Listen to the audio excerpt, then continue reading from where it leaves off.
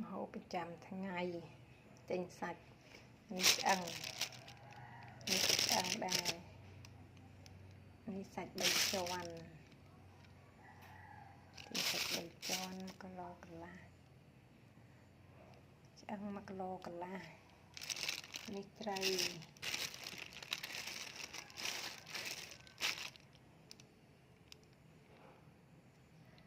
ពងទា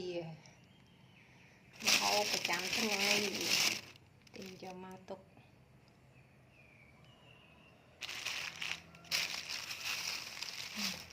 ពីប៊ិចថង